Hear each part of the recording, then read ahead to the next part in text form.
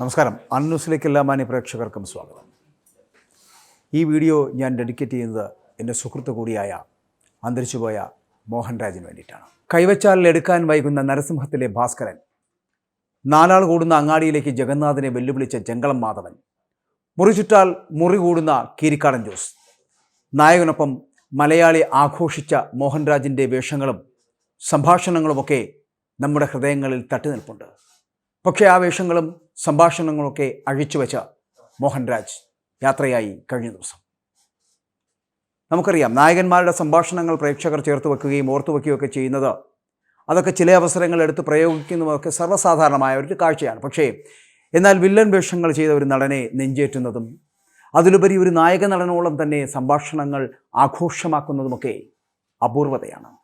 അത്തരമൊരു അപൂർവതയ്ക്ക് ഉടമയാണ് മോഹൻരാജ് എന്ന നടൻ. മുറിച്ചാൽ മുറി കൂടുന്ന കീരിക്കാടൻ തൊട്ട്, നരസിംഹത്തിലെ ഭാസ്കരൻ, ആറാം തമ്പുരാനിലെ ചെങ്കളം മാധവൻ, ഹലോയിലെ പട്ടാമ്പിരിവി ഒക്കെ ഇത്തരത്തിൽ മലയാളി ആഘോഷമാക്കിയ വില്ലൻ വേഷങ്ങളാണ്. ഇതിൽ പട്ടാമ്പിരവി എന്ന കഥാപാത്രത്തിന് മാത്രമാണ് അല്പം വ്യത്യാസമുണ്ടായത്. റിട്ടയേർഡ് ഗുണ്ട എന്ന രൂപത്തിൽ ഈ കഥാപാത്രം പ്രത്യക്ഷപ്പെടുന്നു. നരനിലും വിഷ്ണുവിലും ഹിറ്റ്ലറും ഒക്കെ എന്നും ഓർത്തുവെക്കാൻ കഴിയുന്ന കഥാപാത്രങ്ങൾ മോഹൻരാജിൻ്റേതായി ഉണ്ട്.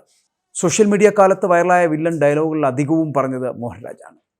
അതിൽ നമുക്കറിയാം, നരസിംഹത്തിലെ ഭാസ്കരൻ, കൈവച്ചാൽ എടുക്കാൻ ഇത്തിരി വൈകുമെന്ന് പറയപ്പെടുന്ന ഭാസ്കരൻ, അനിയനെ വിവാഹത്തിൻ്റെ പേരിൽ മർദ്ദിച്ച ഏട്ടനോട് ചോദിക്കാൻ വരുന്ന അനിയൻ്റെ കൂട്ടുകാരൻ കൂടിയായ ഇന്ദുചൂടനോട് ഏട്ടനായ ഭാസ്കരൻ പറയുന്ന ഡയലോഗ് ഏറെ ശ്രദ്ധിക്കപ്പെട്ടതുമാണ്. മോഹൻലാൽ ഇന്ദുചൂടനായപ്പോൾ ഭാസ്കരനായത് മോഹൻരാജായിരുന്നു. മണപ്പള്ളിക്കാരെ വിറപ്പിച്ചതുപോലെ, പോകല്ലേ ഇത് ഭാസ്കരനാ, കയ്യട് മോനെ ഭാസ്കര എന്ന് ഇന്ദുചൂടൻ്റെ മറുപടിക്ക് ഭാസ്കരൻ പറയുന്നത് ഭാസ്കരൻ കൈവച്ചാൽ എടുക്കാൻ ഇത്തിരി വൈകുമെന്നാണ്.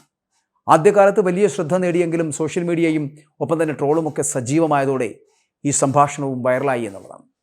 കോമഡി രൂപത്തിൽ വരെ ഭാസ്കരൻ്റെ ഈ മാസ് ഡയലോഗ് ആഘോഷിക്കപ്പെട്ടു തുടങ്ങി. ആറാം തമ്പുരാനിലെ ചെങ്കളം മാധവനും വെല്ലുവിളിയും, കണിമംഗലത്ത് താമസമാക്കി നാട്ടിലെ ഉത്സവം കൊടിയേറ്റ് നടത്തിയ ജഗന്നാഥനെ ഓടിക്കാൻ അപ്പൻ തമ്പുരാൻ കൊണ്ടുവരുന്ന തൻ്റെ ശിഷ്യൻ കൂടിയായിട്ടുള്ള ചെങ്കളം മാധവനുമൊക്കെ ജനഹൃദയങ്ങളിൽ ഏറിയവരാണ്. മോഹൻരാജിൻ്റെ ശ്രദ്ധേയമായിട്ടുള്ള കഥാപാത്രങ്ങളാണ്. ആറാം തമ്പുരാനിലെ ഈ വേഷമെന്ന് പറയപ്പെടുന്നത്, കുട്ടികളുമൊത്ത് കളിച്ചുകൊണ്ടിരിക്കുകയായിരുന്നു ജഗന്നാഥനടുത്തേക്ക് വരുന്ന മാധവൻ കവലയിലേക്ക് തല്ലാനായി നടത്തുന്ന വെല്ലുവിളി ഏറെ കയ്യടി നേടിയതുമാണ്. ഈ കുട്ടികളുടെയും പെണ്ണുങ്ങളുടെയും മുന്നിലിട്ട് നിന്നെ തല്ലുന്നതിൽ കാര്യമില്ല എന്നും അതല്ല എൻ്റെ രീതിയെന്നും, നാലാൾ കൂടുന്നതിൻ്റെ ഇടയിൽ അങ്ങാടിയിൽ കിട്ടണം നിന്നെ എന്നാണ് ചെങ്കളം മാധവൻ ജഗന്നാഥനെ വെല്ലുവിളിക്കുന്നത്.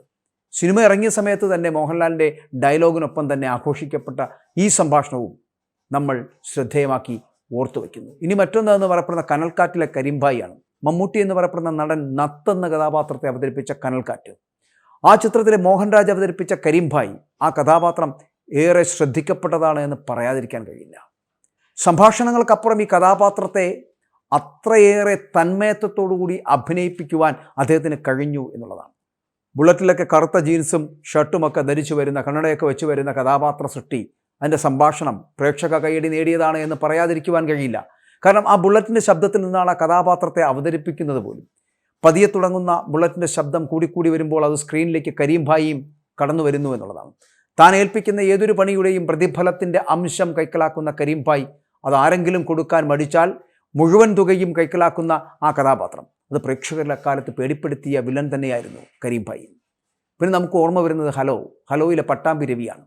മോഹൻരാജിൻ്റെ രണ്ടാം വരവിൽ അദ്ദേഹം ചെയ്ത കഥാപാത്രമായിരുന്നു ഹലോയിലെ പട്ടാമ്പിരവി അഥവാ ചട്ടമ്പിരവി എന്ന് പറയുന്നത്. പണ്ട് ഗുണ്ടയായിരുന്നിട്ട് ഇപ്പോൾ റിട്ടയർഡായ കഥാപാത്രം എന്ന രീതിയിൽ വളരെ തമാശ രൂപത്തിലായിരുന്നു മോഹൻരാജിൻ്റെ ഈ കഥാപാത്രം എന്ന് പറയപ്പെടുന്നത്. ഒപ്പം തന്നെ കോമഡിയും തനിക്ക് വഴങ്ങുമെന്ന് പ്രേക്ഷകരെ ബോധ്യപ്പെടുത്തുവാൻ ഈ കഥാപാത്രത്തിലൂടെ അദ്ദേഹത്തിന് സാധിച്ചിരുന്നു എന്നുള്ളതാണ്.